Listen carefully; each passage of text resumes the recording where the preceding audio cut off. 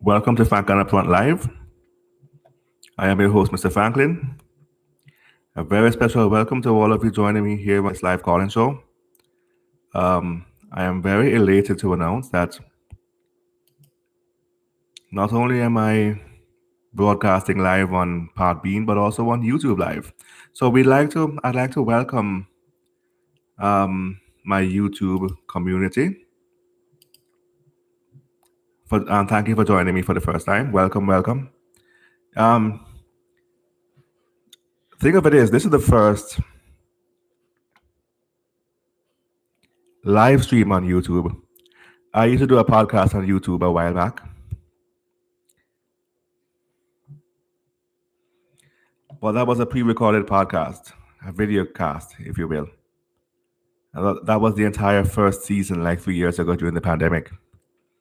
And then I moved my podcast to Anchor for season 2 and 3, also pre-recorded.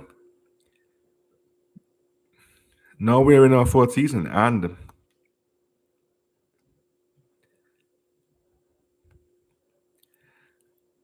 I have changed the format of my show. We're doing more live call-in shows, and the streaming platforms I've chosen are Podbean and also YouTube. So it's good to be back on YouTube for the first time in a while. And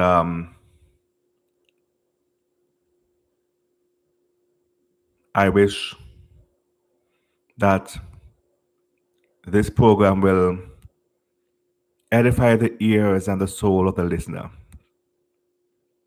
and that they will find meaning and value in my message. This week's topic: the truth behind the vegan agenda. So let's get started while we wait for viewers and callers alike to enter into the stream.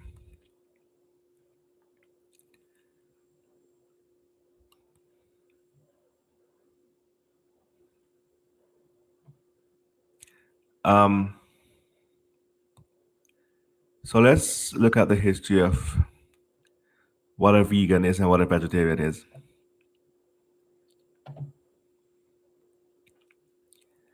A vegetarian, while growing up, we have always heard about a vegetarian being someone who doesn't eat meat, someone who eats maybe seafood or tofu, and mostly vegetables, but they don't eat meat.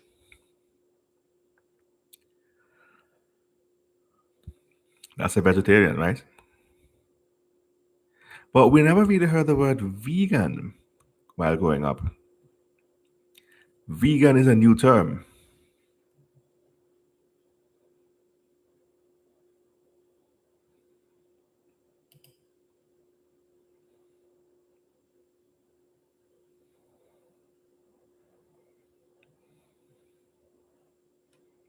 Right? Vegan, I started hearing about veganism maybe sometime during the early to mid 10s. And by 2018, everybody was talking about veganism, vegan. And I knew what they were talking about based on the context of how they were using the word vegan. I knew what they were talking about, but I wasn't immediately clear as to the difference between a vegan and a vegetarian. I know that both don't eat meat. Upon doing further research, however,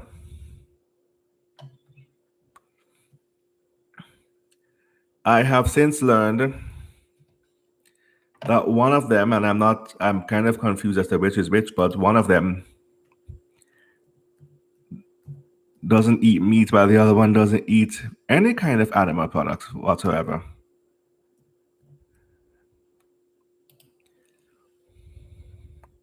So a simple Google search have refreshed my memory, and it says here, vegetarians don't eat meat, poultry, or seafood. However, there are different types of vegetarian diet.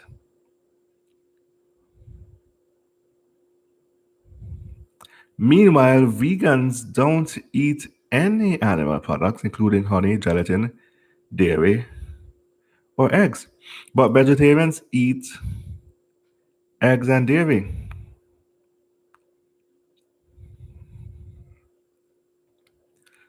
Oh, I see.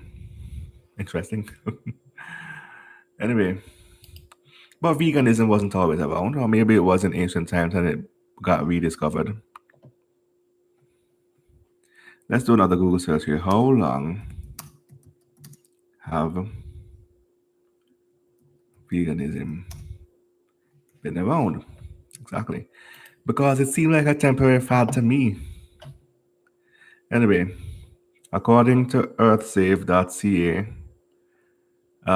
although the term veganism wasn't used until the 1940s, the concept can be traced back to ancient Indian and Eastern Mediterranean societies. According to the Vegan Society, evidence of people choosing to avoid the consumption and use of animal products can be traced back to over 2,000 years. I figured something like that. But anyway, if veganism wasn't used until the 40s, maybe it wasn't commonplace in Jamaica during the 90s. Nobody in Jamaica was talking about veganism. It was around, but it wasn't commonplace, I guess.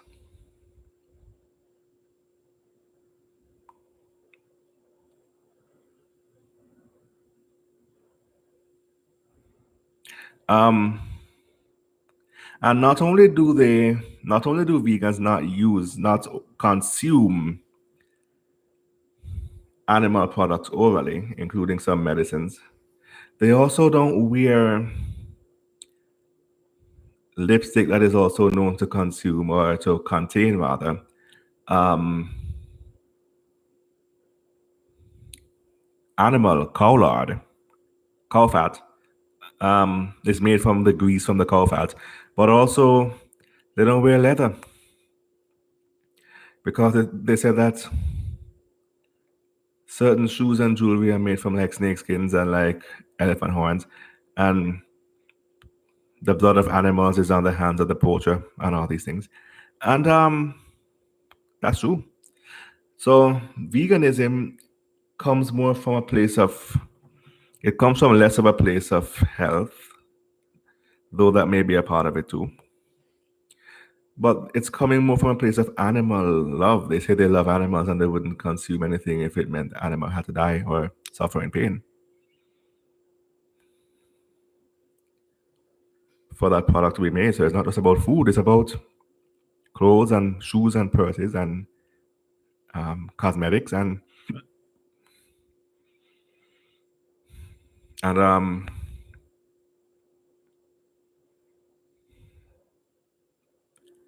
and things of that sort, even some medicines. So they don't use any kind of animal products. And that's understandable if you love animals. But I'm going to debunk their theory because I eat meat, you know. I love animals, yes. I love animals, but I eat meat.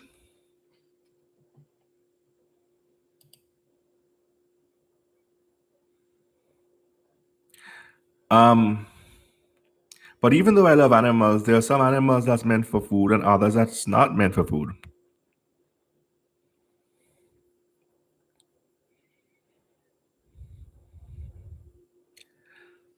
And there are some animals that I will eat and others that I will not eat.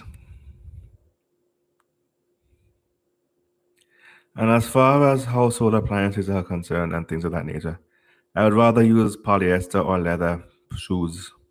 Polyester shoes or polyester leather shoes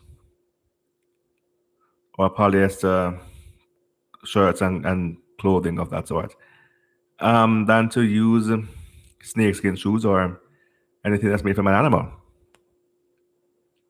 Right? And that's just me. But as far as food is concerned, I eat meat. But some animals are meant for food, others are not meant for food.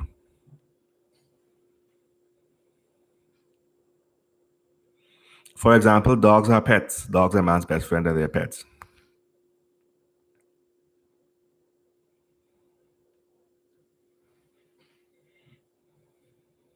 So I wouldn't eat dogs, even though Chinese people are said to eat dogs. So they say.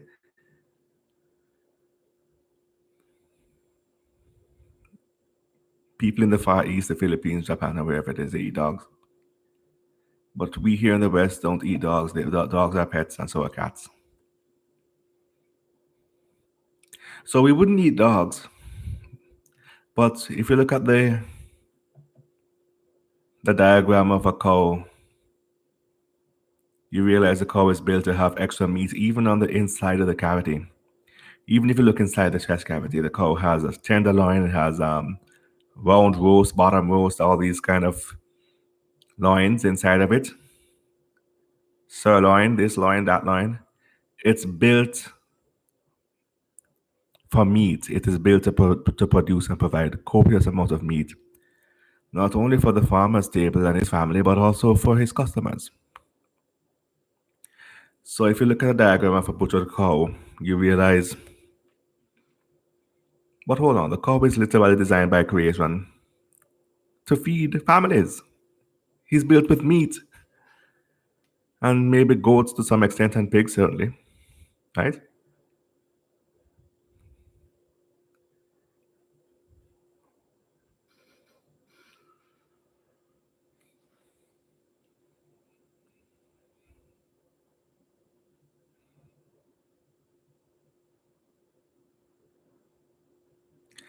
Um, and then there are chickens.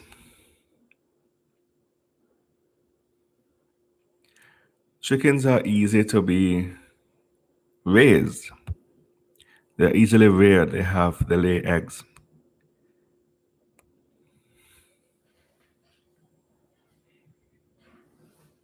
And so they come dime a dozen. They're very cheap to raise.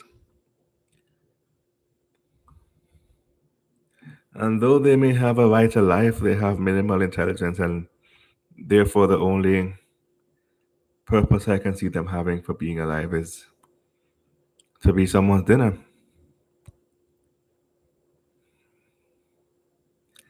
So because they come dime a dozen and they're so easily reared and so cheap at the grocery store,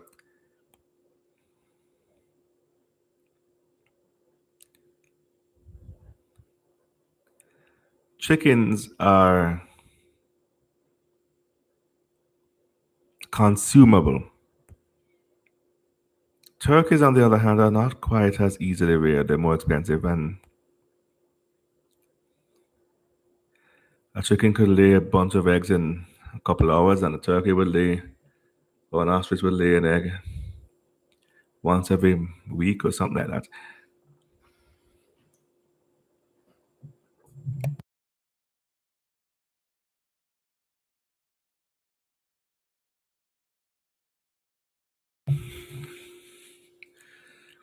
So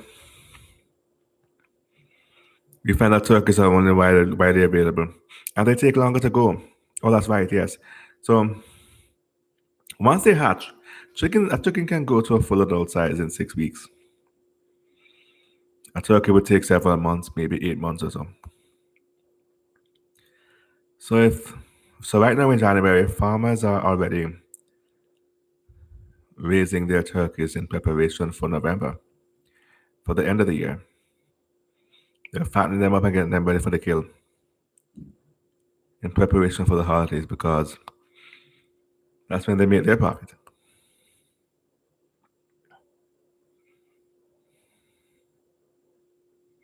And as such, it is easier to slaughter them and sell them in November,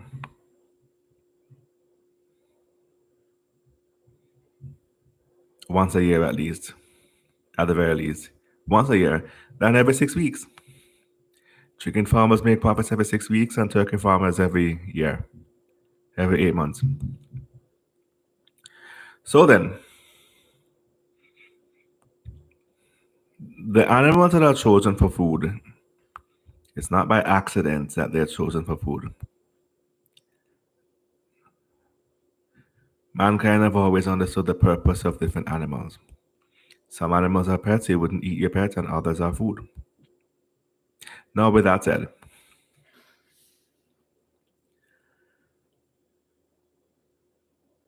some vegans, the different kind of vegans, some vegans boycott animal products for the love of animals, and they're trying their very best to prevent the poaching of animals. And typical farming is not poaching, by the way. It's two different things. If you kill an animal for game, it's poaching. If you kill an animal for food and meat, it's not poaching, it's farming. So, let's see something here on YouTube. I'm going to mute my mic so you don't have to hear the typing sound on my keyboard.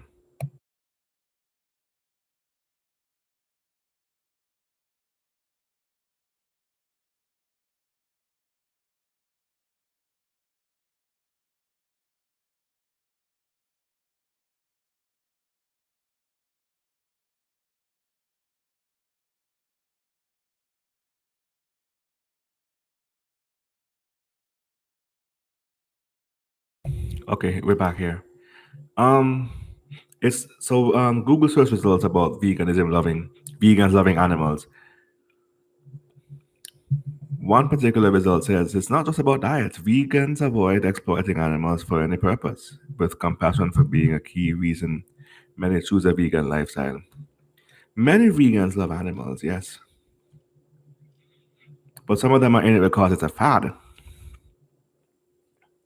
because it is dieting, and they think that being a vegan makes them healthier. Or being a vegetarian make them healthier, but there's a reason why we eat meat. There are some advantages to consuming animal products, whether it's actual meat or whether it's eggs or dairy or whatever it is. There are some advantages to consuming animal products. You see, the Bible says that man shouldn't live by bread alone. And I agree.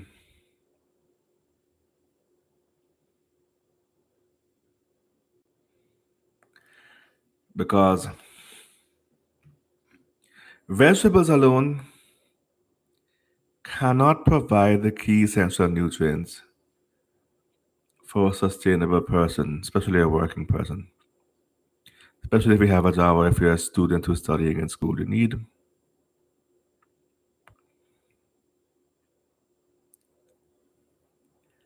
nutrients, you need calories. And vegetables are just not going to do it. 3 years ago, when I was an Uber Eats driver, I would deliver food to many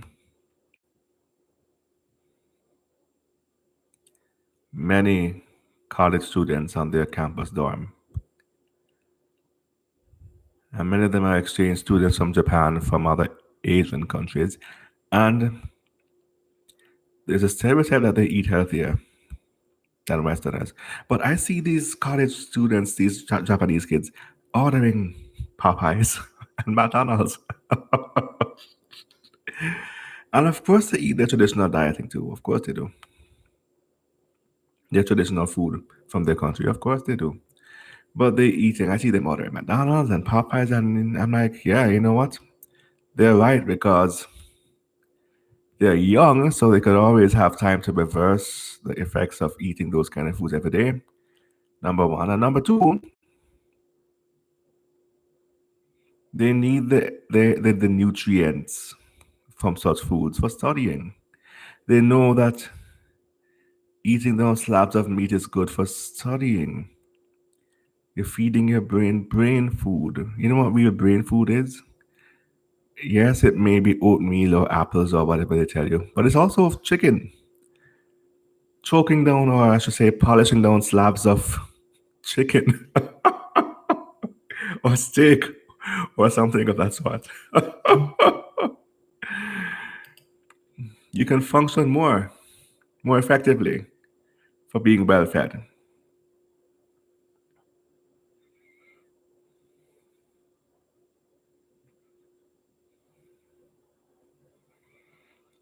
So I thought that was a smart move on their part, and they helped me to realize something. If you're going to be active, if you're going to be playing sports and studies, and some of them play sports, oh, that's right. They're young, they have time to reverse the effects of what they're doing, and they play sports and they're more physically active, so they need the, and they're studying too, and they probably have party lives and sex lives on campus, and they're doing all these physical things, and they need to replenish. So they're doing the right thing, and they're obeying their cravings.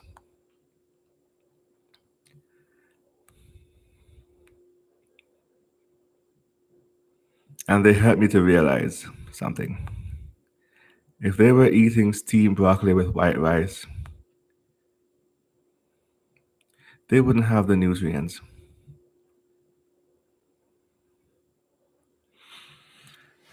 You see, it's not just about dieting, it's also about exercise as well. Because the problem is to eat all this, to polish down all this, these slabs of meat and go sit down on your laurels and not put the calories to work. That is the problem. But if you're eating and you're putting the calories to work and staying active, that's different. That's how it's supposed to be. They lead active lives. And some of them even have part time jobs too. Oh, yes, indeed. So they helped me to realize something. If you lead an active lifestyle, you have to replenish the calories that you burn. You know that feeling when you're running late for your job and you left your breakfast and you're hungry, you didn't get to eat, right? You know those crazy feelings that come from that crazy thing that you did by neglecting your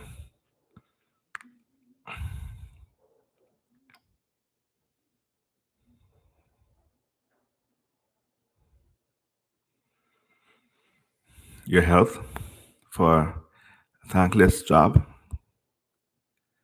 Well, that's exactly what you prevent from happening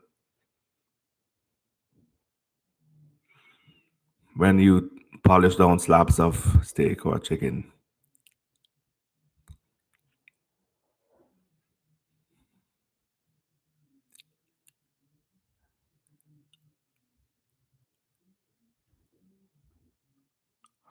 And it makes me realize something because I think that veganism is a fad, a temporary one, and it too will perish. But how did it gain traction? How did veganism gain traction? What is fueling it? Who's behind it?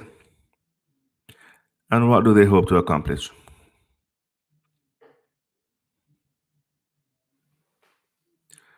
We take a break right here, and when we come back, we will be getting into the meat of the matter, no pun intended. And I hope you'll join me then. Keep it locked on Frank and Upfront.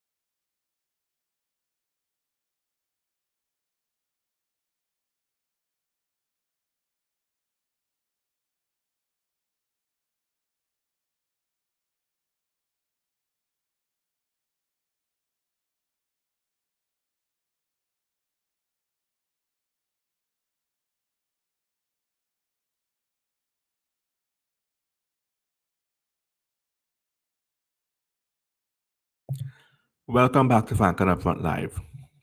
This week's topic: the truth behind the vegan agenda. In the previous segment, we were context building,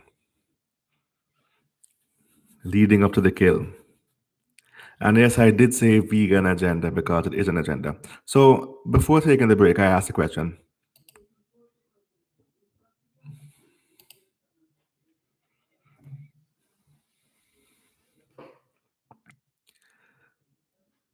how did it gain traction? How did veganism begin? How did veganism gain popularity over the past decade, more than it has since its existence or since its rediscovery during the 1940s? How? Aggressive campaign ads, even on YouTube, even on traditional television, commercial television. And who's behind these ads?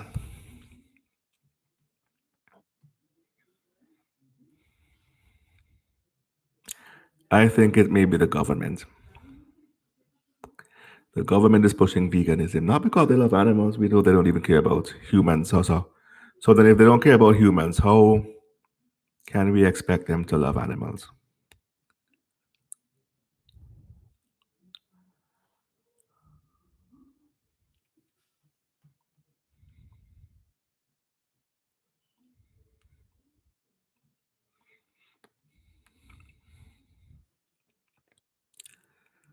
So then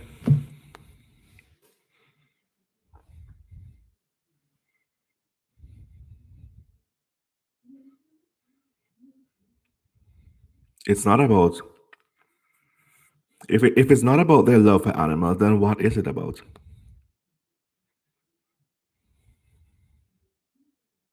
Now, let me tell you something very interesting. Because if you didn't know before, you know. I'm telling you now, the world is run by criminals and narcissists and psychopaths. And for anybody who has ever survived a toxic relationship with one of those kinds of people,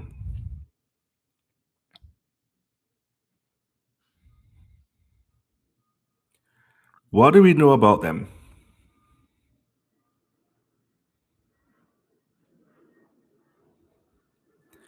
They're jealous and envious. They want the best for themselves and leaving the scraps for you. They don't want you having any nice things.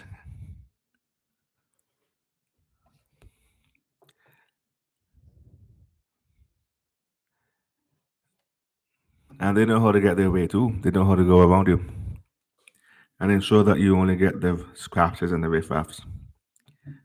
And so for many of you, it's only the grace of God that you survived this far, this long.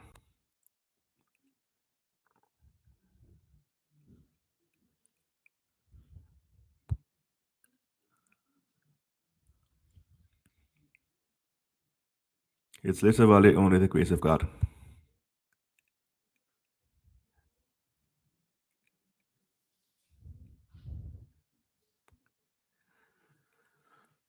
Because if it was up to them alone, you wouldn't make it this far. You would be malnourished, you'd be skin and bones, you wouldn't have nothing at all.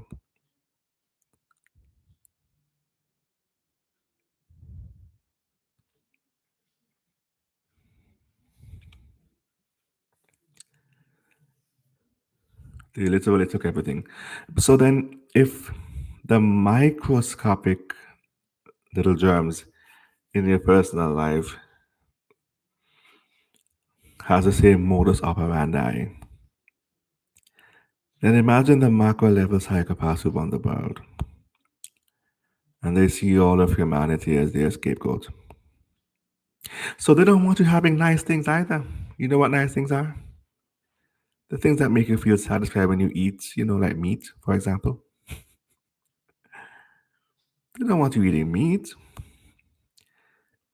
It's all out of jealousy. You see on the news they're saying meat supply is running low. There's a beef shortage and pork shortage, and we gotta order all this extra pork from all the way over in Africa and have it shipped on a ship all the way over here. to feed us.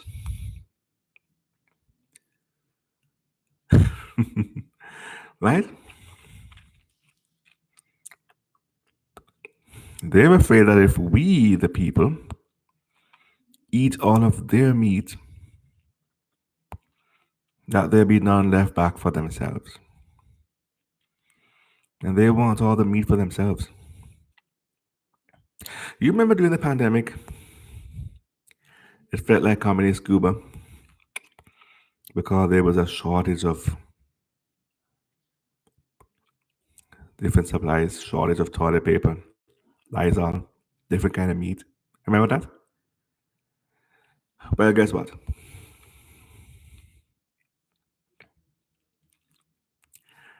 Let me tell you a bit of history that happened in my country before I was born in the 70s.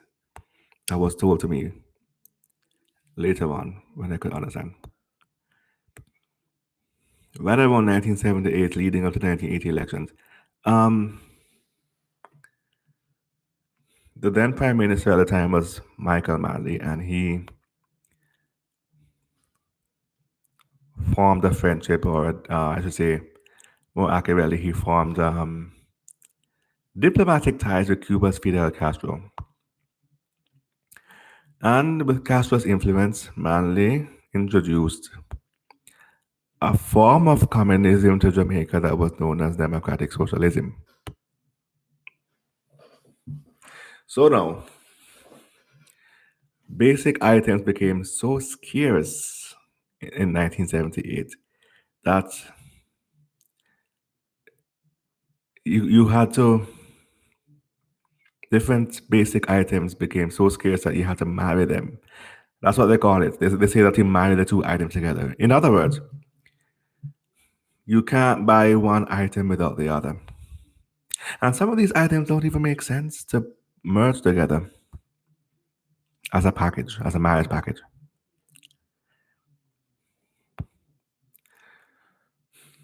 But they want to clear these items off the shelf, and things were so scarce you had to buy one item with the other. That is how scarce food was and how bad things were. And basic food items, talk about rice and bully beef and tin mackerel and flour, sugar, cornmeal, Gerber milk for babies, and diapers for babies, right? But then after, and of course, all of this, all of what was happening was the meddling was caused by the meddling of the then opposition leader Edward Siaga.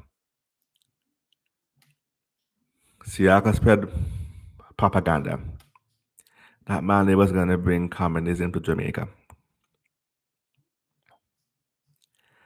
and so I don't know how he did it, but I'm sure that he hid many of the basic resources to starve people out, to help fuel his propaganda so he could win. And you know how we know that it was him? Because after the 1980 elections,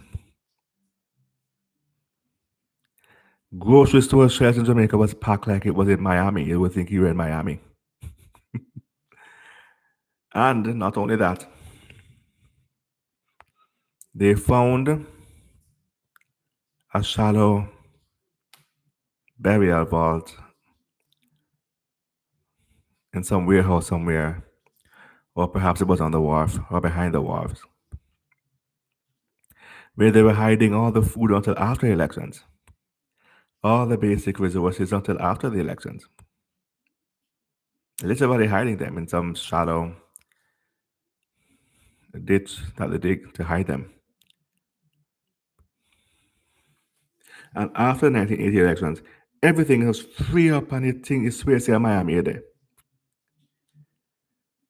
Just to fuel their propaganda so they'd make it look like Manley couldn't provide for the country.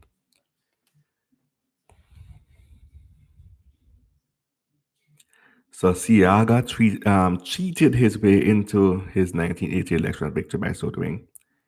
And he also cheated his way into the 1983 election victory by calling a snap election, causing Mali to boycott the elections.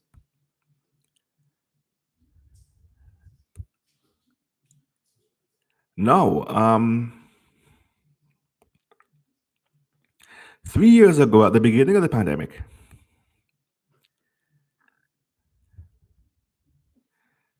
people in America, in Los Angeles, California, like myself, for example, felt the same vibe.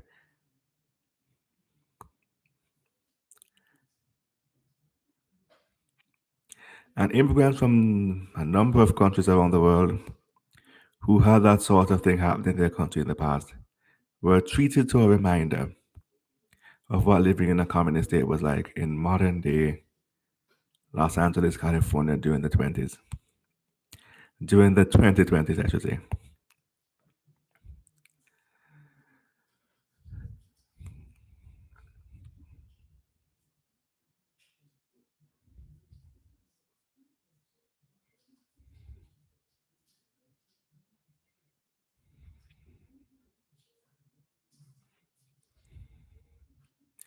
And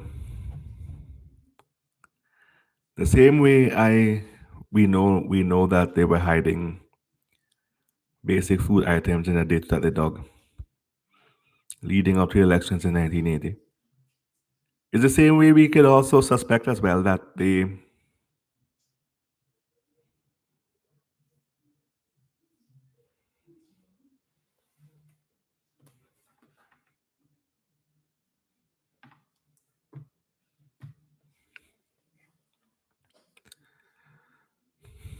whoever it is that was behind the pandemic were hiding. It's not that food wasn't available, they were hiding the food.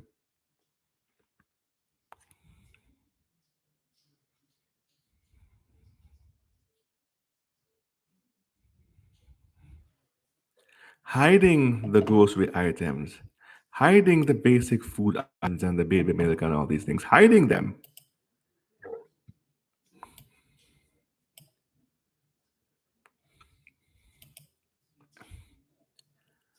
Hiding them in warehouses and shallow ditches and dig a hole to bury them and hiding them from the public to keep back for themselves. Because somehow they know something that we don't know and they know that food was scarce.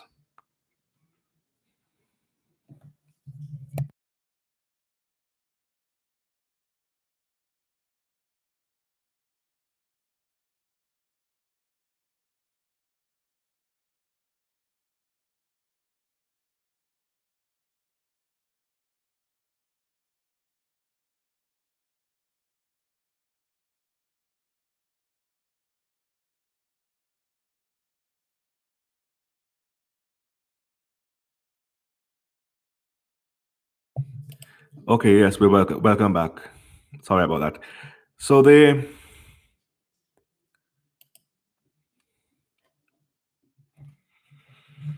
know that food is scarce. And not only are they hiding meat from us and have them buried in some deep freeze somewhere behind in some warehouse or several warehouses or beneath the Walmart parking lots that's so huge or whatever it is. But they often say that if there's a big calamity in the future, they're going to turn the Walmart stores into FEMA camps because they have all the canned goods and the non-perishables buried beneath the store. You ever heard that yet? Because I have, and I think there's some truth to it. They're going to have countless people to feed food rations to keep them working as slaves to keep the system going. And they're going to use the Walmart stores as FEMA camps where they're going to have bunk beds lined up all the way down the hall. There's no privacy, bunk beds, males separated from females to prevent unwanted pregnancies, and that would actually have a more greater burden on on their food rations. Now, don't get me wrong, they need worker bees for the future, but they want to control how many babies are born in those FEMA camps. So boys and girls will be, or I should say, males and females will be separated.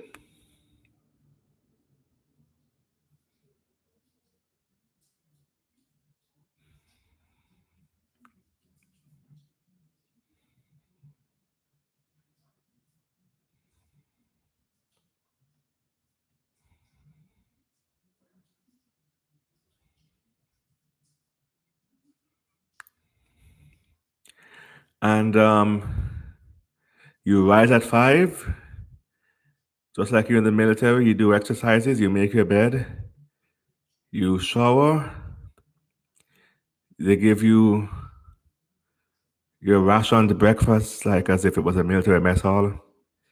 You eat, drink water, and run to go work the presses, putting it mildly, of course, from sun up to sundown, in the event that there's a great calamity. One that's bigger than what we've seen these past 3 years with the pandemic. Way bigger. We're talking about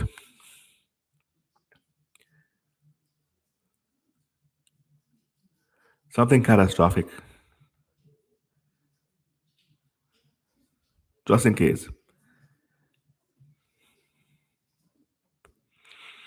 And if that happens, the TV news are going to want to blame Islamic extremists, but it's probably them. They're the ones. They're going to want you hating other people around the world. They're going to want to blame ISIS. It's all propaganda, though. It's all them. They took away your creature comforts from you to turn you into worker bees. It's like, that's not going to be a nice life to live.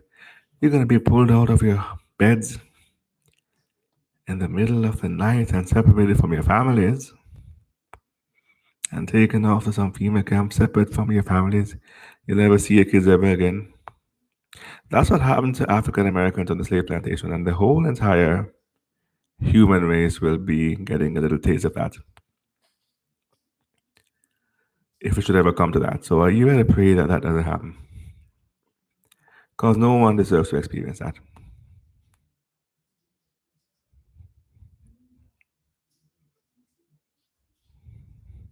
But back to what I was saying.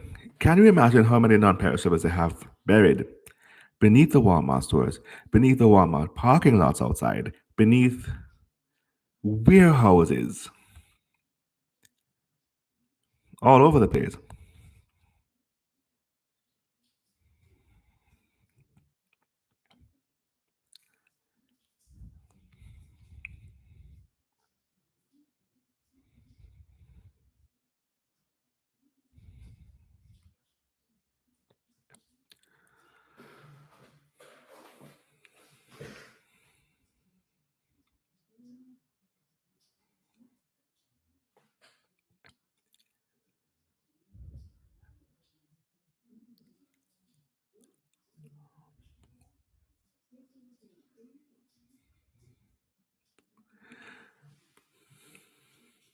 So they intend, and then if they have non-perishables for the survivors of whatever calamity they have planned, then they want the best for themselves. They have the non-perishable flour and manwich and the spam and all these things, canned beans, baked beans, for the masses.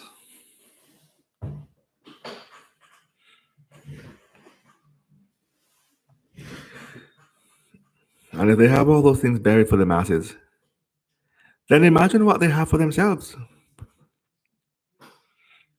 They're saving the finest, choicest meats for themselves. They want to still be able to eat good while they're working the masses so they can survive off our hard labor.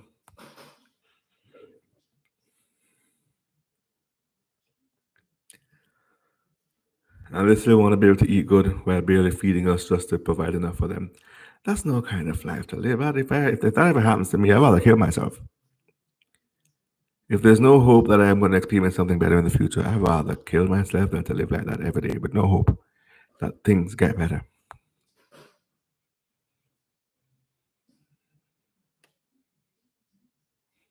I'd rather not be here no more, like for real, if there's no hope. But I'm not going to be used to be barely underfed, just enough to survive them, just enough so they can survive off my hard labor when I get the scraps. They get the best of everything. I shall have none of it.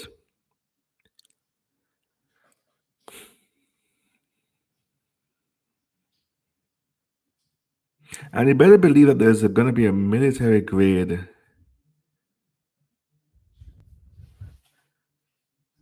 group of people keeping everybody else in check. And those could be your militarized cops, police officers, could be your even some EMT and firefighters who are military trained and military equipped. And even ex Navy SEALs who come back home, jobbing homeless, they're gonna scoop them up and use them too.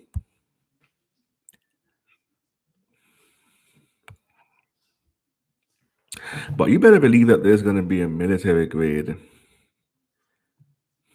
group of people keeping the worker bees in check, making sure that the people running the show can still eat and still maintain relevance as your overlords and your leaders. So before that day comes, this is my point now. Before that day comes,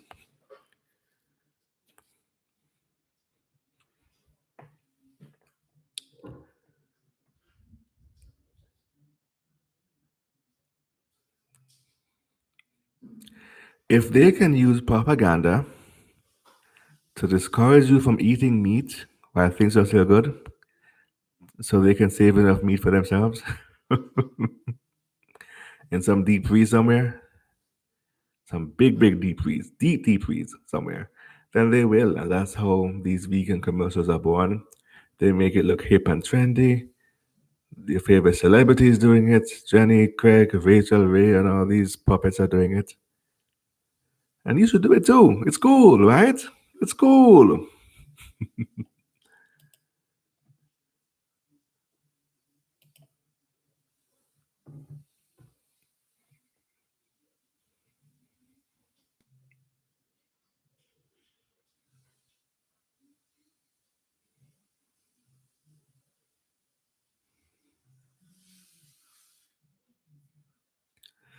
So,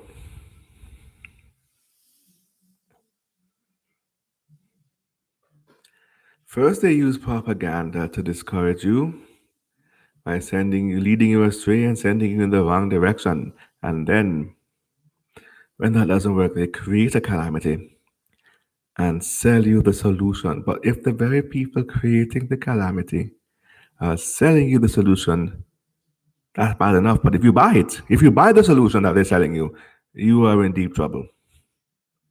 You really ought to know better.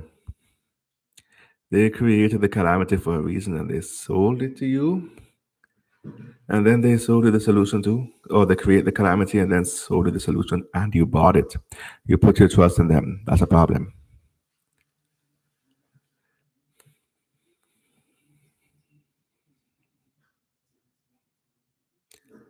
So it all boils down to envy.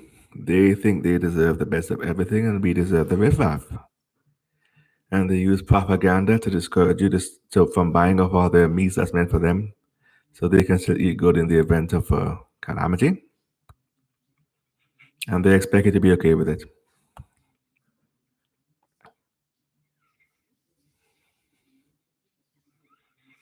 And they expect you to be so brainwashed that you think it's hip and cool and trendy. Everybody's doing it. It's really trendy. Check me out.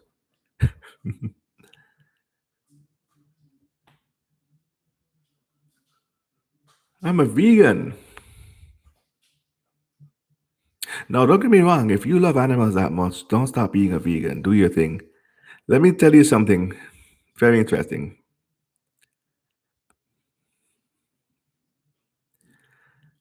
In Jamaica, there is a group, a cultural group within our country called the Rastafarians. And the Rastafarians practice a kind of diet, or they don't call it diet, they call it liberty, because the word diet has die in it. And they are correct for questioning, why am I being fed a diet? So they know that words have curses in them, especially English words. They know that. And they would say that there is hate in appreciate. So we're not appreciating, we're going to appreciate love. They flip it into the opposite of the negative word that's in it. So we don't appreciate, we appreciate love. And we don't dedicate, we livicate. Why is there dead and dedicate? We're not going to dedicate, we're going to livicate. And then they know that they know that there is the word die in diet, so they don't call it a diet. They say liberty. Why am I being fed a diet if there's die in diet? That means I'm dying. It's not meant to kill me. So they call it liberty, and their liberty. Another word for liberty is ital. Ital is vital, and they have this dish called ital stew. And I'm going to confess to you, 3 years ago, shortly before I tape my first episode of season one, I figured I was going to turn over a new leaf. It's the 20th, it's a new decade, it's a new year, and I'm going to try this ital thing and see if it works. And sure enough, I did that. I tried it for like 3 weeks to a month or so. And sure enough,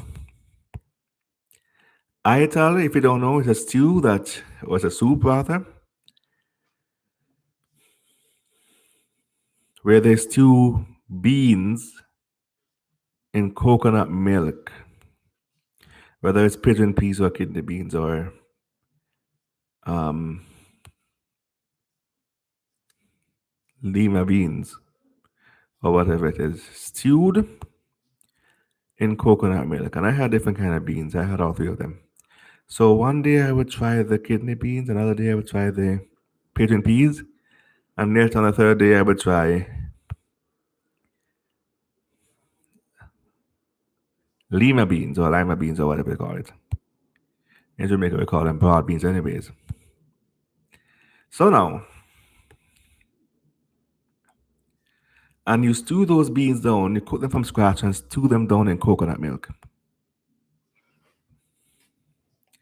And sure enough, within 2 hours I was hungry again. I'm very accustomed to being able to withstand, to being able to stay full for several hours. My regular um, liberty, my regular liberty can keep me full for several hours, but the ital liberty now can only keep me full for 2 hours. So it's not filling or satisfactory.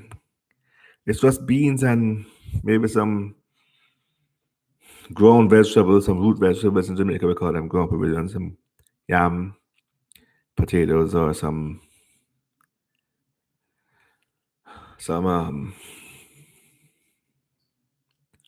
um stew breadfruit or whatever it is, and they're all stewed in coconut milk.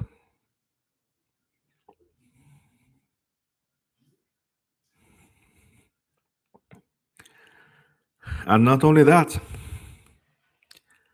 but my body chemistry can't digest just beans alone by itself. Man shall not live by beans alone. My body chemistry is meant. I wasn't created for that purpose. I tried it, it didn't work for me. My body chemistry is meant to digest meat and potatoes, and I could always have salad on the side, no problem. Nothing wrong with that. But my body chemistry was not meant to digest only beans alone. I was meant to, it digests meat better than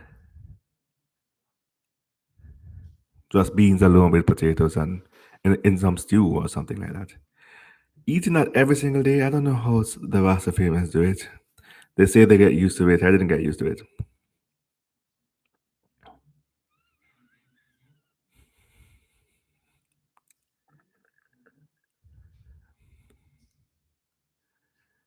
I guess you have to have the body chemistry for it, you know? You gotta have the body chemistry for it, and I just don't. So it's just not meant for me. I tried it, it's not meant for me. So sure enough, I had I guess I could call it a relapse. I had a relapse. And I went right back. And yes, it is a real relapse because in the mornings I would drink some of the idols do. And if I had to leave the house, by evening I was in a Popeyes drive through buying Popeyes chicken because I miss my old lifestyle that much.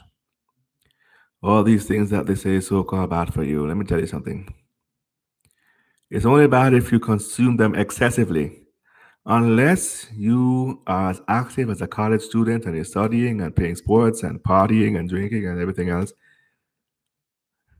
unless you're that active,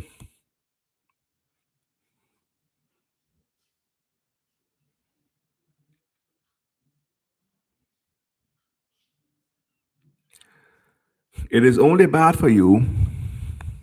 And let me rephrase that. Unless you're that young or and that active, unless you're that young and that active like them, it is otherwise bad for you if you eat it every day. And even they probably don't eat it every day. Only once in a blue, maybe, or once every, or they give it a break on some days or whatever it is.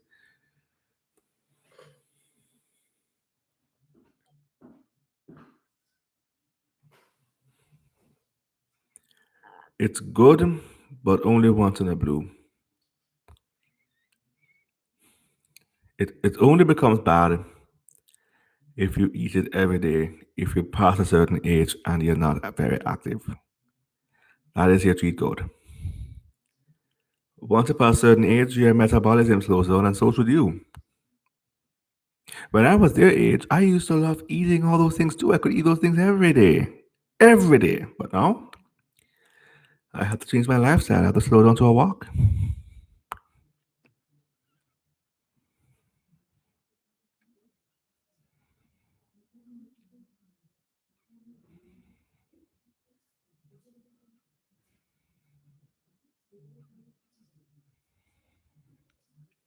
And so now I eat them. I went from eating them maybe twice a month or maybe once in a blue. I eat home cooked meals every day now more than fast food. I eat fast food once in a blue. And if I'm going out, I would prefer to eat maybe a gourmet burger or Chinese food or Italian food than to eat fast food. That's where it's at right now for me. So I naturally outgrew the fast food craving that come with being a youth. And I was given hell for it by the people around me who are the so-called older adults in my life, so-called, right? And come to find out, their big egos is the reason why they behave like that. They have big ass. The only thing that's big about them is their egos because their character is really small and shitty. So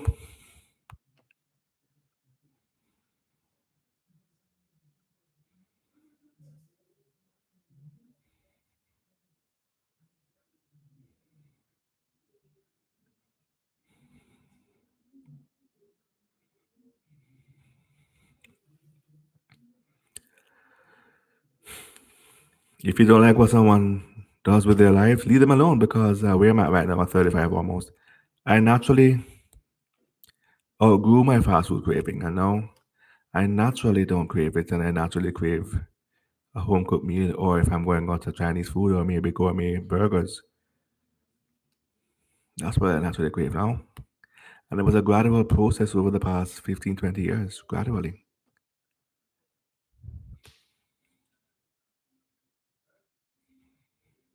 And all they have to do is leave me alone and let me grow up naturally.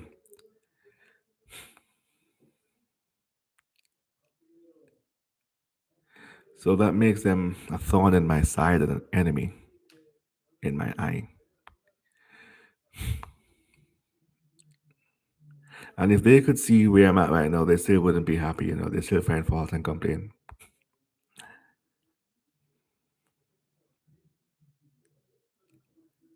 Funny how they want you to remain childlike forever, but if that was really gonna happen, then my fast food cravings wouldn't go away either. The thing that bothers them wouldn't go away either. And their jealousy for my love for food, and them competing with a plate of food like a fucking lunatic, it only proves why.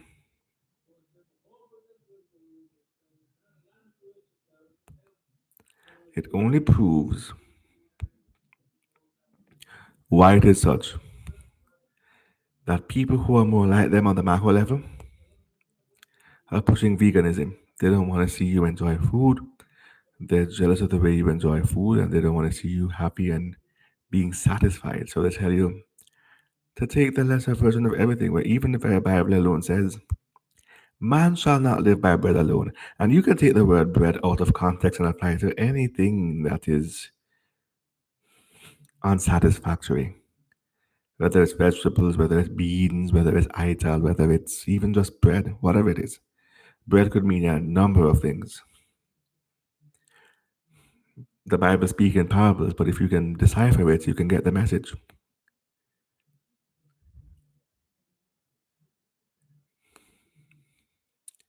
You can get the message as it applies to your personal experience.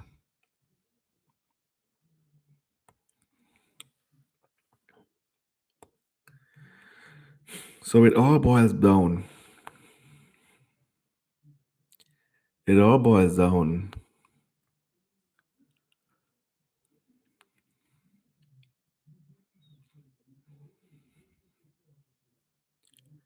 to their jealousy of you enjoying food. They don't want you to be satisfied, even if they're not going to be in a dire strains that would force you into frugality and scarcity. They don't want you. Even if there's an abundance of food, they don't want you to know about that abundance and actually enjoy it and actually have the audacity to enjoy the abundance. They don't want that.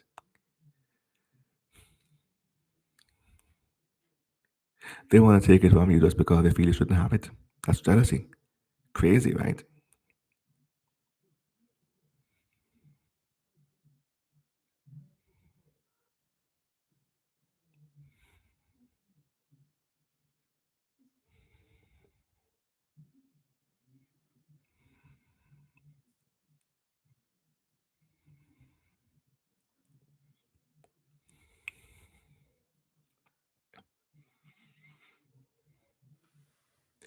So, if you have the body chemistry to digest beans and vegetables and you can be satisfied with a plate of idols too, or a vegan diet or whatever it is, and you actually have the body chemistry to be able to naturally digest it, then please go do your thing. But what you don't have the right to do is to force people to be who they're not, to stroke your ego, and suggest to them what they ought to try. And what I come to learn the hard way, you don't have the body chemistry to digest it, nor do you have the craving. You don't naturally crave it. You don't much care for those things. I respect the people who choose that lifestyle naturally. That's who they are. Come to find out, those same people don't even respect me.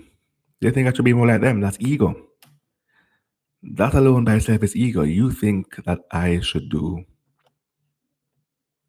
something because you think it's cute,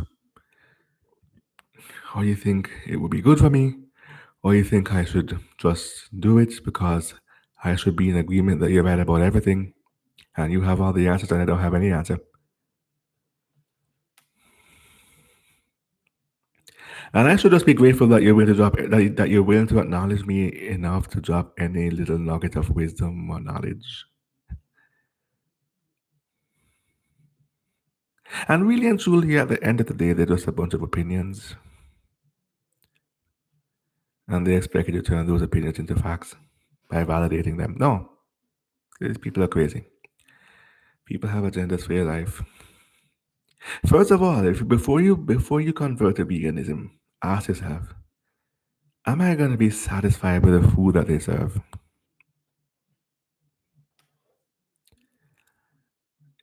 You think so? All right, try it then. And when you try it, am I now satisfied for real? Or do I still feel hungry? And two, do I even have the body chemistry to digest it comfortably? Let me tell you something. You know how gassy beans are? A bunch of beans are gassy. Imagine eating a bunch of beans every day. You know how gassy you'll be?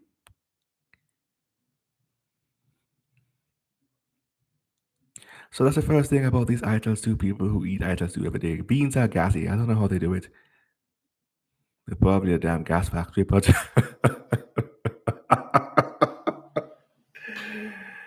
beans are gassy.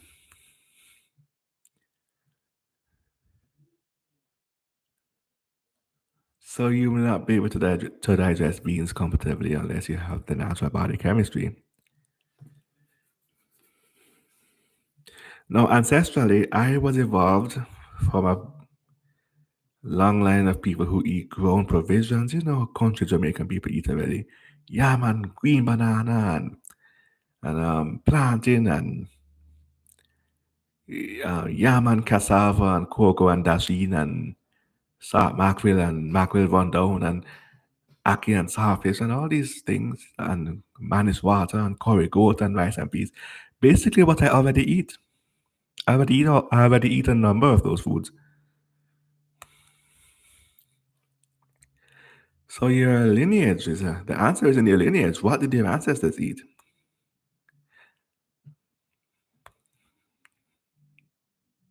Hmm?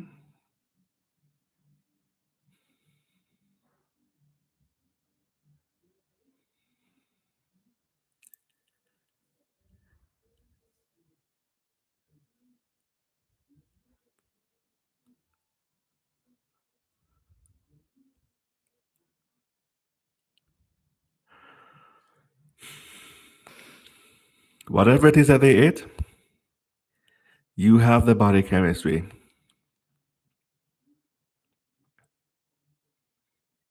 You likely, 9 tenths out of 10, you likely have the body chemistry to digest.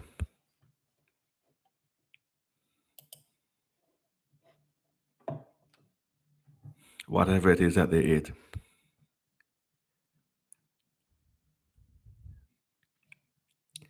So if they were eating beans and ital stew all day, every day, you likely don't have the chemistry to digest the digestive enzymes to break those down comfortably without producing a bunch of gas either.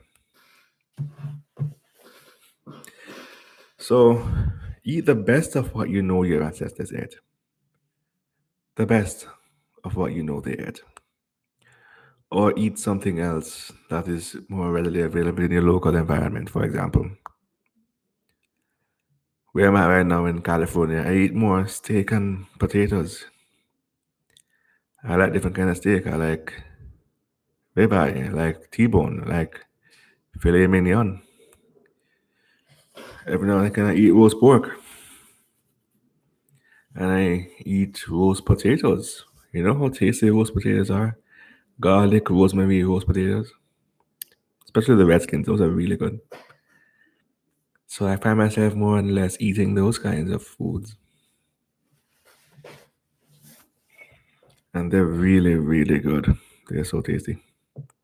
Yummy in my tummy. And those are also healthy.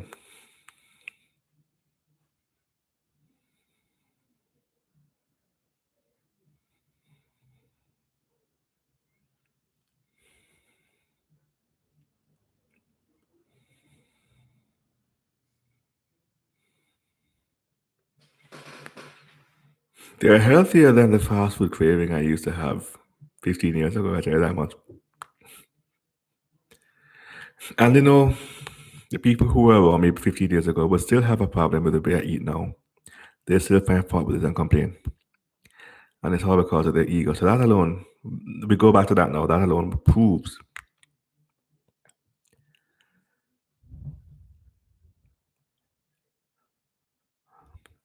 That it's not about what you eat, it's the fact that you're eating any at all. They wouldn't mind starving you out. Oftentimes, when you want to really leave a breakfast to try and make it to work on time, the people you're leaving a breakfast for will be glad to see you work on an empty stomach and starve yourself out.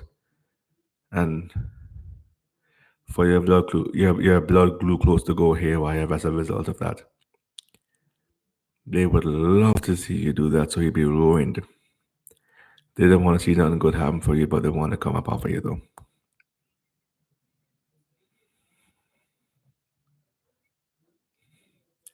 I used to work a job that would push up my lunchtime. I'll go through hell and high waters just to get there. And what a piece of disrespect. They'd push up my lunchtime all the way to the end of the shift. And it's always me. Everybody just get their lunchtime first and mine is at the end of the shift. And it's always me. And they starve me out on purpose. Imagine being up at 4 or 5 in the morning and you don't get to eat until 3 in the afternoon. And that went on for a while. And eventually I started to bring coconut water to work just so I could get some electrolytes.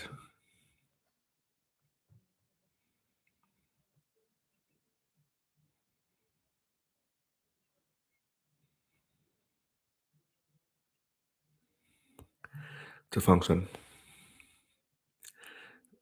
Come to find out, all these jobs are toxic. Your own family doesn't want to see you eat. They don't want to know that you're there satisfied and just eating.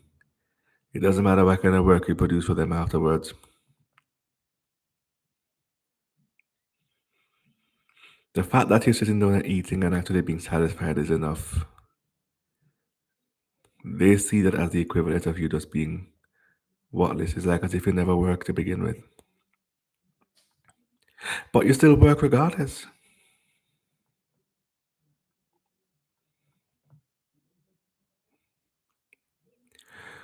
Okay, we have a guest on the show in studio. In the live studio, we have Frank. I don't want to butcher your name, so I'm going to call you Frank. You're Frank, I'm Frank. Welcome to the show.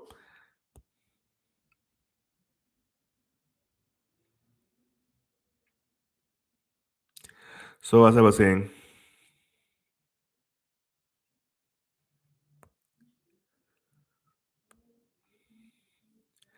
it doesn't matter what you do for them afterwards. If you have the audacity to stop, eat, and be satisfied and merry, that's a big disrespect to them. And come to find out, they're all the same. Everywhere going the same thing. Your family is toxic. Jobs are toxic. Everybody's operating from their ego. No, I will declare publicly on this program, anybody who's operating from their ego is my enemy. And I refuse to serve my enemy.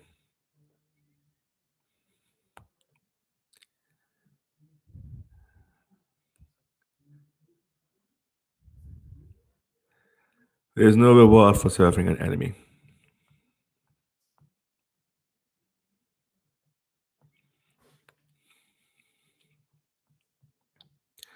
So anyhow,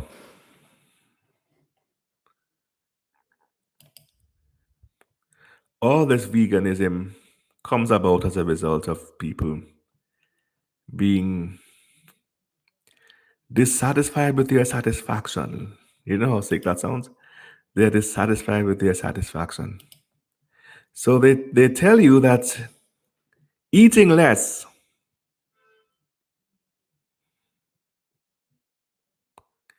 eating less is better for you, it's good for your health.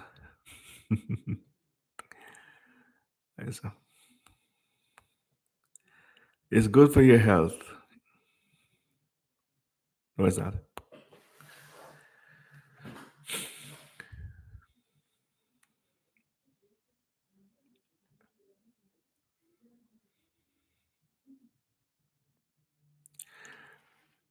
Only if you have the body chemistry to digest the food that you're eating. It's otherwise not good for your health. You need the extra calories. There are benefits to consuming animal products. You need the extra calories. And then you wonder why some people are mad in today's world. Because they're neglecting They don't sleep properly. They don't want to sleep. They don't want to eat. And when you remind them that you're human and you have all these needs, it makes them very angry because it invalidates and destroys their fantasy. And they have plans for you being a part of their sick fantasy and you just invalidated them. You know what happens when you follow bad company? I don't care if they're your family or your boss at work or your co-workers or just some random motherfucker in the streets. You know what happens to when people follow company and they let us stray? You ever heard of Lee Boyd Malver? Ever?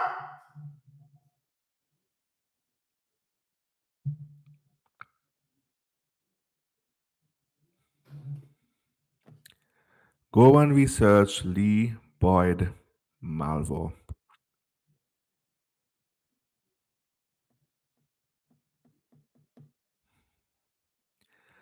Life in prison without the possibility of parole.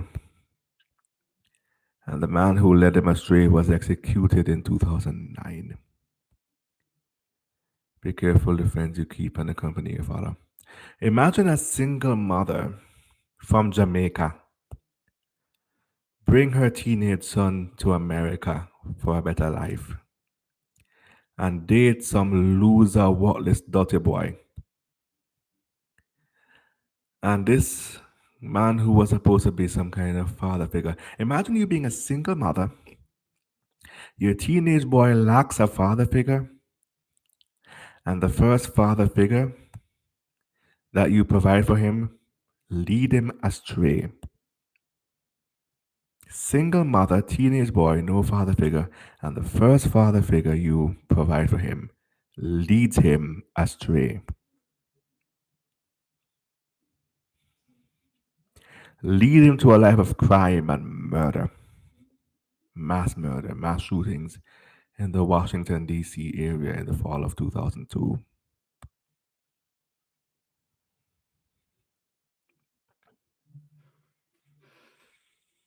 So she started dating this careless Croft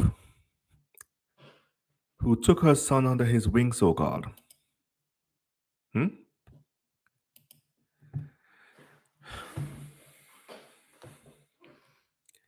And led him to murder random people, innocent people, going to their jobs who haven't done them any wrong. And they slipped up and got careless and fell asleep in the back of some van somewhere, and that's how the authorities caught them.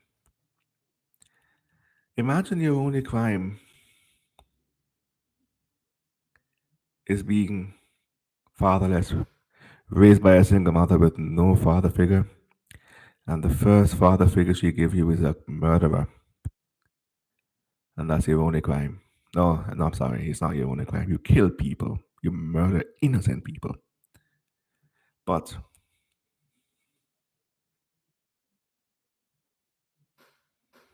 and you, no one made you pull the trigger. You could either do one of two things. You could either run or you could turn the gun on the man telling you to pull the trigger. We'll see how we like it then. But no,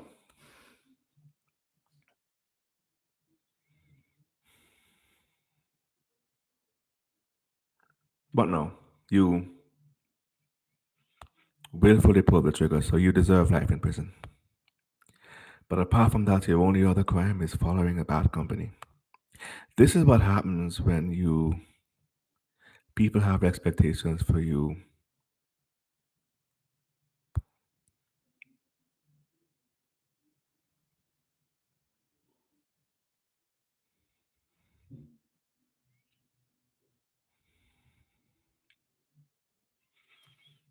Following in their sick fantasies and you actually do it. If you don't stand for something, you fall for anything. Stop validating people's sick fantasies. People will test you in life. When they see that you're different, they'll test you in life and see if you can be led astray. And if you can't, they know they got you. And if you can't or you won't, yeah, they'll be mad, but they ultimately leave you alone. As well they should.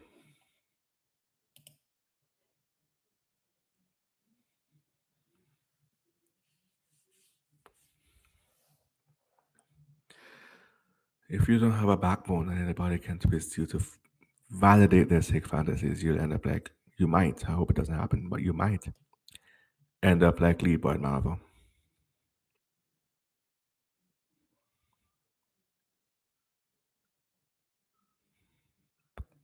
So stand for something and stand against evil people. You'll be fine. God got you. God honors the brave. Remember that.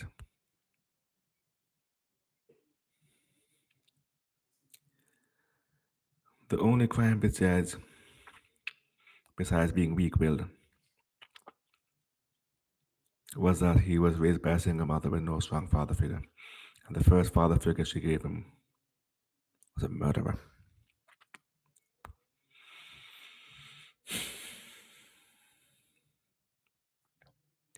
Do not be led astray. Stay strong. People are crazy. These are the end of days. And you single mothers out there, be careful what kind of men you date around your boy picnic. Be very careful.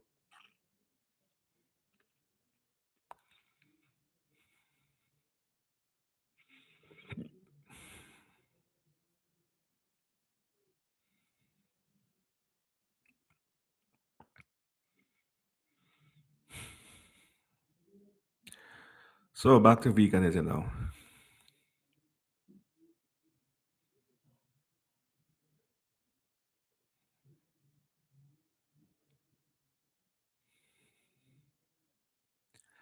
People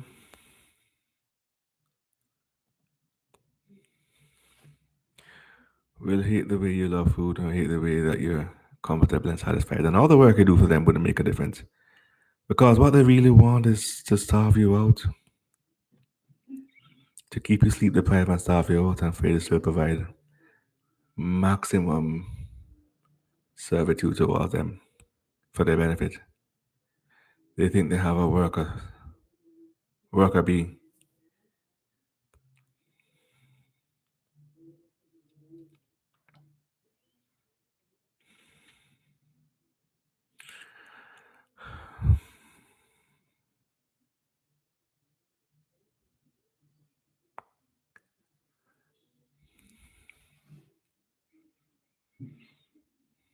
Then what you should do is just cut them off and embrace your freedom over your slavers. Wouldn't it be easier to embrace your freedom over your slavers? Think about that for a moment. We take a break right here, and when we come back, we'll be wrapping up with the final conclusion of this show. And I hope you join me then. Keep it locked and frank on the front.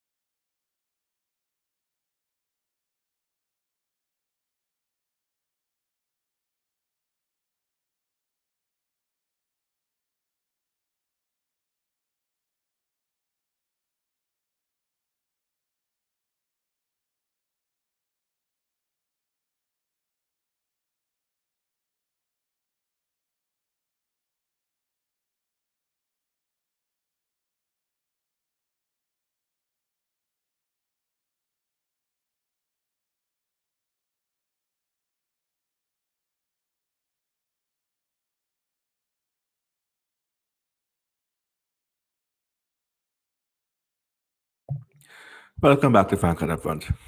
This week's topic: the agenda, the truth behind the vegan agenda. And now I want to give you an example of the kind of mindset that exists behind the vegan agenda. Many of these jobs are very toxic. Think about it this way: they don't even want you to sleep. You hear me? One moment, please. Have to mute the microphone.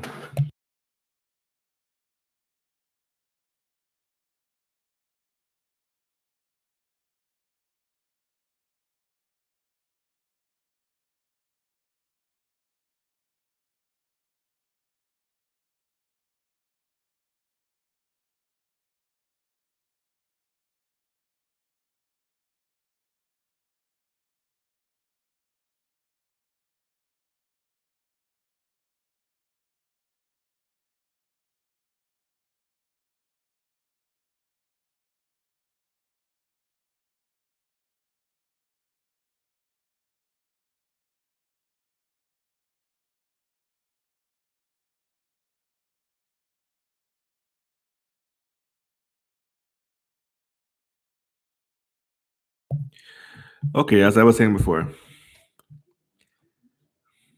they get very triggered when you even so much as sleep, even during your downtime in the privacy of your bed. And this is family members and even these nosy co-workers who ask you what you do on the weekend, and when you say that you rested or you slept, they look at you like you're weird. And I'm like, if you're going to be triggered, don't ask me. What I do on the weekend is my own personal business. It's none of your business. Don't ask me again. You're going to keep getting triggered. Serves you right, weirdo. So they don't want you sleeping or eating or doing nothing like that. And they don't want you doing anything that's going to cause you to be fully functional, going out in the world and being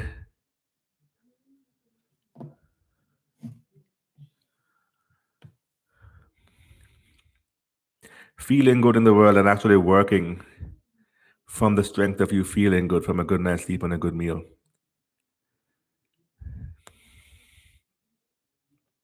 They want you to work yourself into the ground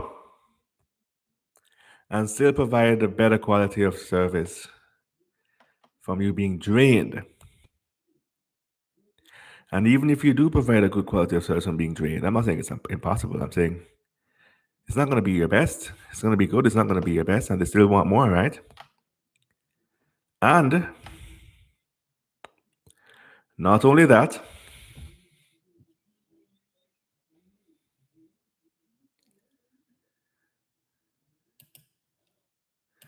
but you're diminishing your own self.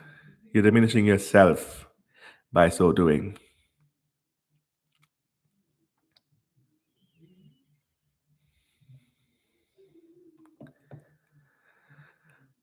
So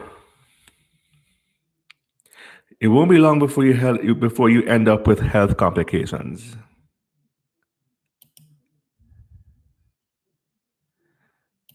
You're gonna have health complications.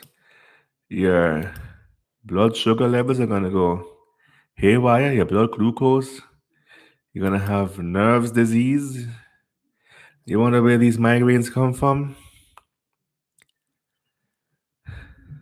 Migraines and other headaches in general are diseases of the nerve. So if you have any kind of symptoms of a nerve disease, slow down. Call out if you have to. Take the day off. Rest.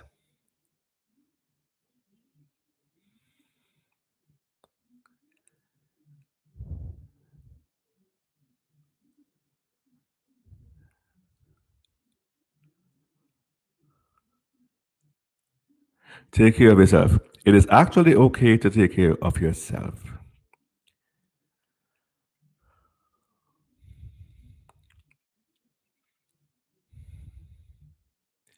If you drop down on your job tomorrow, they're going to find a replacement before your funeral service. They will clean out your desk and find your replacement before they host your funeral. Remember that. They're not worth it. There are most of these jobs are blasted bunch of ingrates. They don't deserve it. They don't deserve your servitude or your loyalty, but they want both.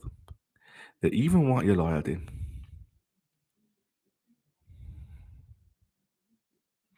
And it's not going to get any better. So if you can make money off TikTok or YouTube or whatever it is, go for it. Absolutely. Go for it. Even OnlyFans. I mean, don't do porn, obviously, but if you can do some other kind of non pornographic thing on OnlyFans, then go for it too. Absolutely.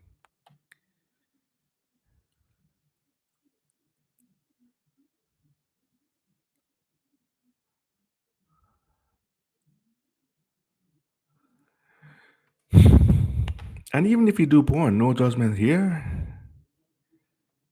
Um, you got bills to pay, right? Just make sure that you are not being coerced and you actually want to do it, and that you have no feelings of embarrassment about being seen in public doing private things, being naked and doing private things. That should be reserved for the privacy of your bedroom.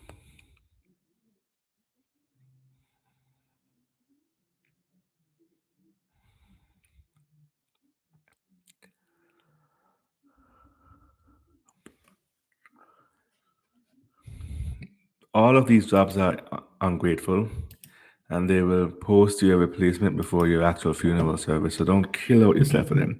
Go there and do what you're supposed to do and do a good job, yes, but don't kill out yourself for them. They're all the same. Don't kill out yourself for them. Don't walk out your soul case for them sake. No. Anyway, I want to play a YouTube video, and I want you to hear what is being said here. Hold on one moment for me.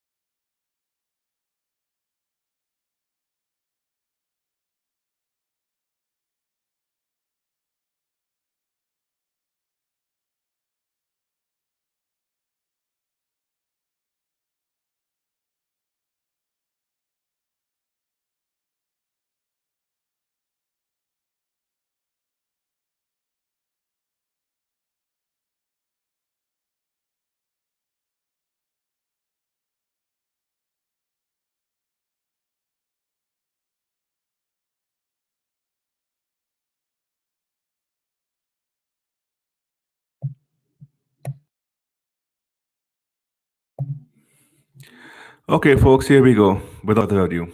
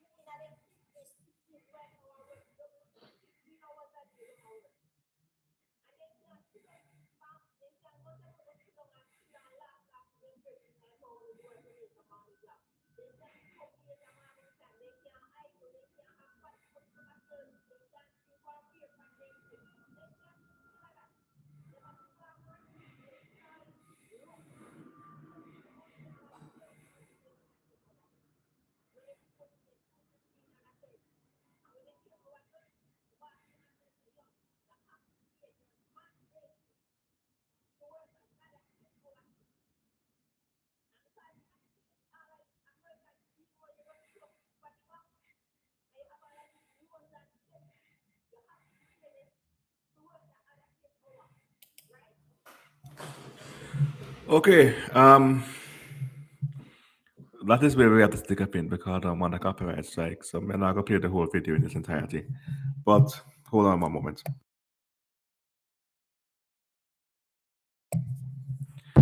But basically, yes, she's right.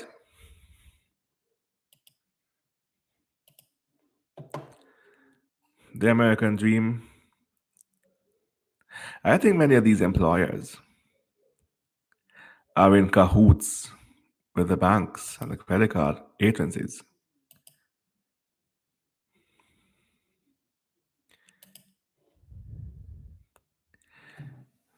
They want to enslave you through your own vanity and your greed. And so they want to put you in debt so you end up working for the rest of your life to pay off the credit card bill and the car note and all these things to get the things that you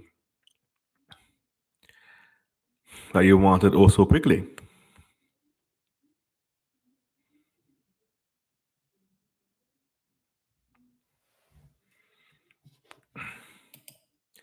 But it is what she said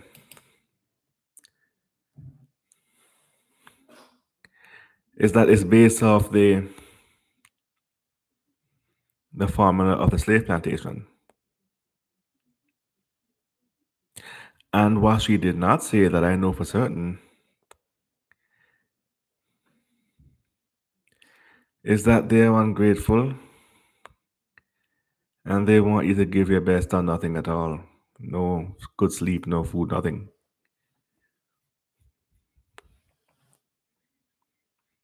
And when you show them that you're human and you have the need for food and rest and sleep and eating, you burst your bubble and they get angry that you display any kind of humanistic needs when they want to be godlike and not need these things. If you didn't need these things, you wouldn't need a job. If you didn't need food and sleep, you wouldn't need a job either. You'd be godlike. You'd be levitating up in some mountain somewhere. You'd be godlike. So they have this fantasy of being godlike. They don't need these things, or so they think, or they want to believe, and they try, and they actually try. And then when you come along now, and you show them that, and then you have these humanistic needs, and you express it openly, it ruins their fantasy. Don't validate the fantasy of stupid people, or you could be just as easily led down astray the same way lead boy Marvel was.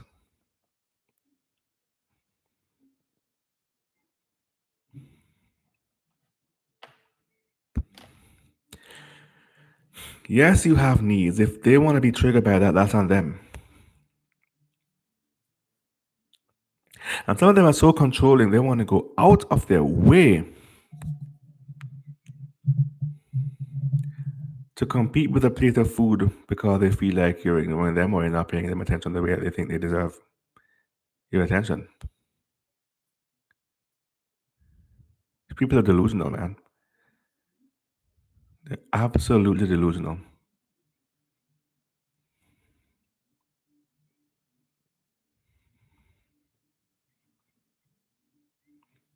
I've seen them do some crazy things just to get the attention back on them. But what you have to realize about these people who are like that, they do need. Funny how they have needs. Yeah, they come to find out they have needs after a while, but they don't eat the same way we do. They're energy vampires, so they eat off your energy by upsetting you and forcing you to work off your own strength with limited sleep and limited calorie intake. That's how they feed off of you from your strength. They suck from you. And they can't suck from you if you're full, if your battery is full. Only if your energy is diminishing. They are energy vampires. They eat off your energy in ways that you can't even begin to imagine. Come to find out they do have needs and they resent that they need you.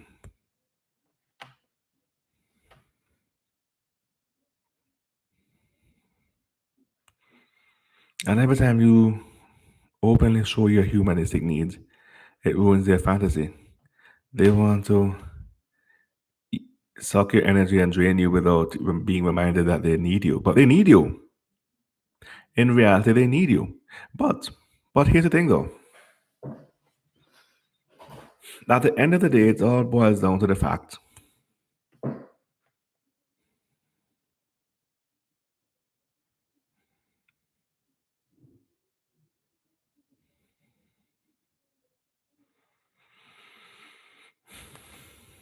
that veganism was born out of propaganda, or that was all based in food envy because they don't want to eating good. They don't want to having the extra calories. So without the extra calories, without a good night's sleep, without any of these things, without love and togetherness, bonding with loved ones and the people you care for, what happens if you try to produce with diminishing energy and draining energy sources? What happens? And you wonder why we have so much bumbleclad mad people in the world today, because that is why they're mad. That's why they're mad, because that's why they're crazy, because they are producing of diminishing, draining energies that's not being replenished. So they're giving their own life force that was meant for their own sustenance, and when you give that away,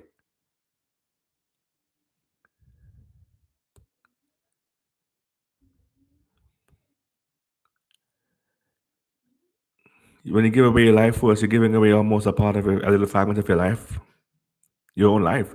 So a part of you died when you did that. Okay, we have a caller on line. Caller, I seem to have missed you. Please call back if you can. We have a Podbean caller, or we did a short while ago.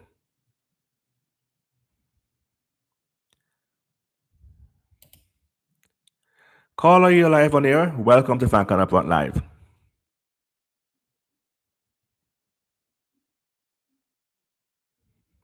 Hello, caller.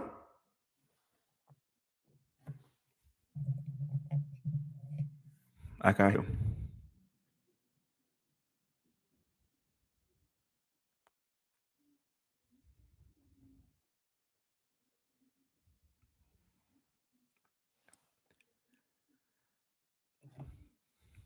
I can't hear you, caller.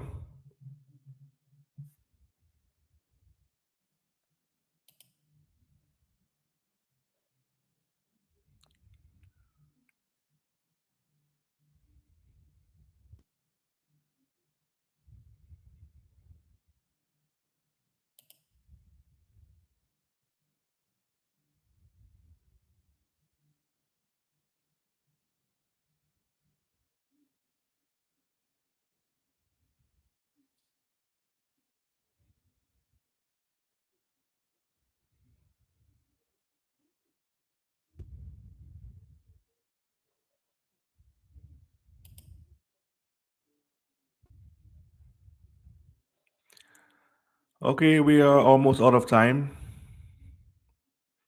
so we have to keep. No, no, I cannot hear you.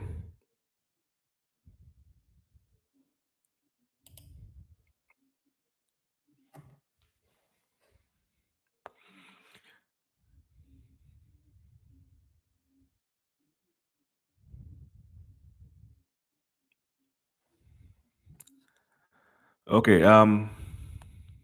we have to move on. So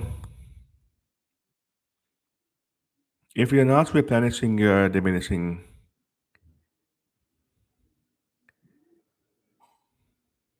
energy by practicing basic human functions like food and rest and togetherness,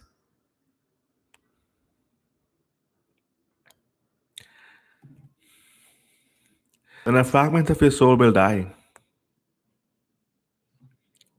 and you will go crazy. You will not only get physically sick over time with several different nerve diseases, including tummy aches and migraines and other kind of headaches and all that. You will also go crazy. People are going crazy because they're starving for any kind of human replenishment, good food. Doesn't have to be vegan or vegetarian. Meat type foods are good meals also. Healthy meals, healthy drinks, good night's sleep. A break just to go strolling through the hiking trail, just to go hiking and strolling through the woods and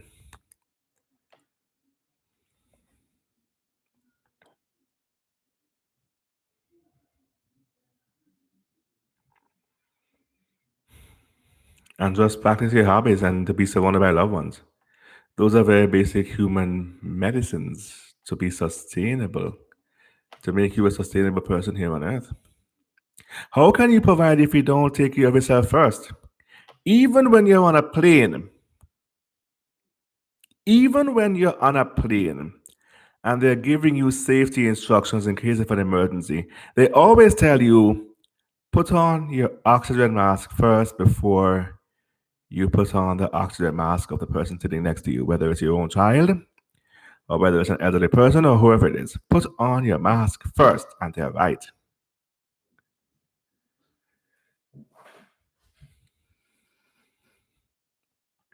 Okay, caller, thank you very much for the likes. I wish you would tell me your name so I know what to call you, but I can't read the name that you have as your handle. It's in what I suspect to be an Arabian alphabet or Hebrew alphabet. So tell me your name and where you're calling from. So, even in security guard training, because I used to work as a security guard, and they tell you, make sure you're safe first before you save other people.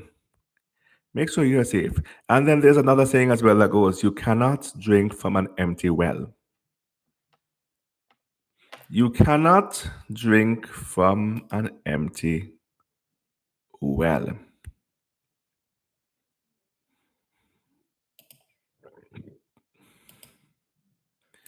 So put on your oxygen mask first before you try and help anybody else. Make sure that you're taken care of first.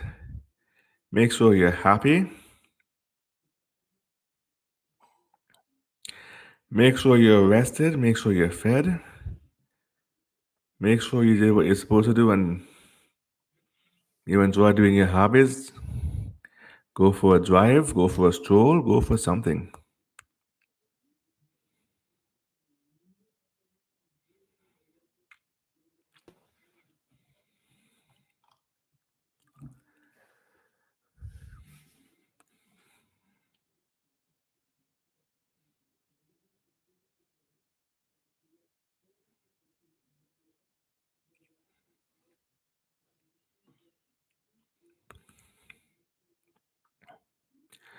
Go for whatever you enjoy doing so that when you show up to do what you have to do, you go to the world feeling good, feeling confident, feeling secure, feeling strong, feeling fed, feeling satisfied. And then you can serve others. That's the way it's supposed to be. But make sure you serve yourself first. And you know what? Many people want to leave their breakfast because they got to go to work too early and they don't have time to eat. That's why you should work in the evenings, 2, 3, 4 o'clock. Yeah. So you're going to be the stay at home babysitter. And hopefully there's two of you. So if there's going to be a stay at home daytime babysitter, you're going to be the day shift. And then the other parent is going to be the night shift babysitter.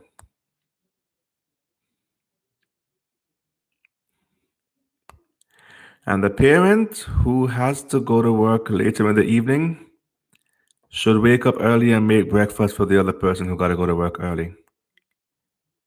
And hopefully there's two of you. That's not always the case. Hopefully there's two of you. So you take the kids to school, pick them up from school.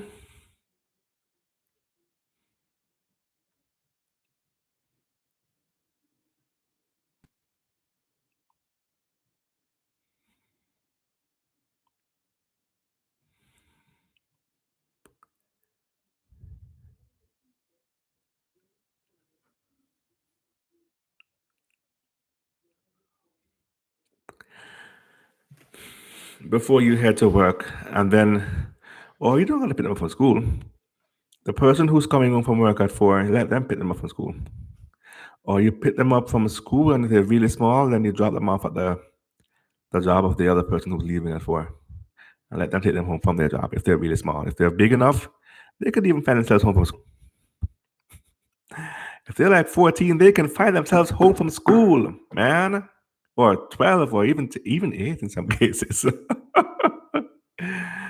Right? So, an 8-year-old is a big kid. Remember that. Never forget that.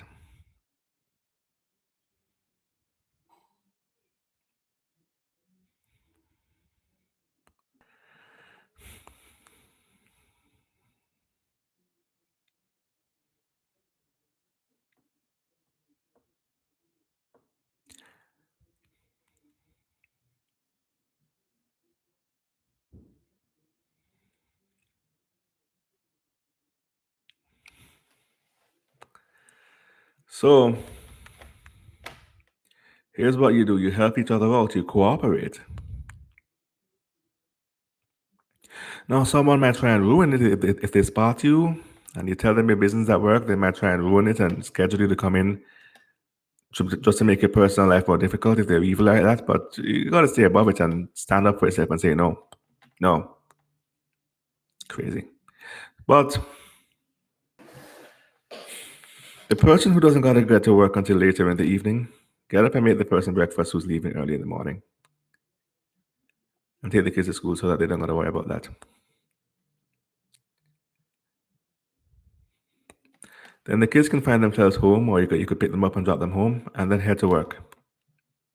And make them lunch while you're at it, so they can, when they come home, they have something to eat before they do the homework.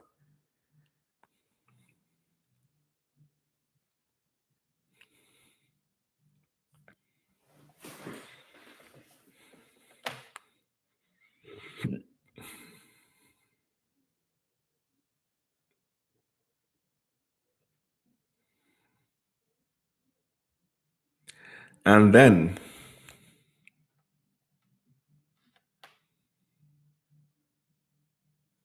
you go to your job. And you already ate and slept and took care of yourself. So you're not going to be tired at work.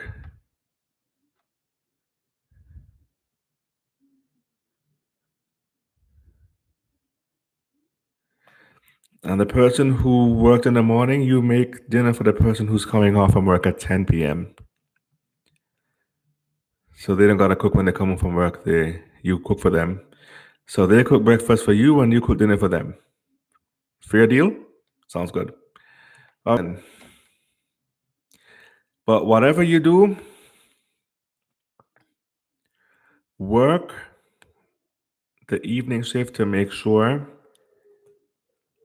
that you feed your body right and get enough sleep before you go out and serve the world and do what you have to do. Make sure you serve yourself first. Put on your own oxygen mask first. And always remember, the vegan agenda was born out of food envy. Was born out of food envy propaganda. To make you think it's fashionable to accept less than what you deserve or what is required for your sustainability as a human being on this earth. And that if you follow company, you'll be led astray because one fool makes many. Remember that. No,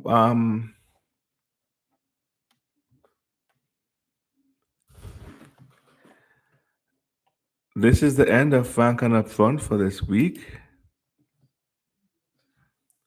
I'd like to thank all the callers for calling into the show, for supporting the show on Podbean.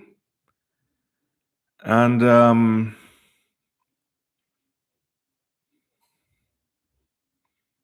if you couldn't call in, if I couldn't hear you, I apologize. We'll try again next week. Next week, Monday, between 5 and 7 Eastern, 2 to 5 or 2 to 4 Pacific. Right here on Podbean and YouTube Live. And I hope you join me then. Next week's topic, The importance of sleep. I hope you join me then. I am Mr. Franklin. This has been Frank on Upfront Live. Take care.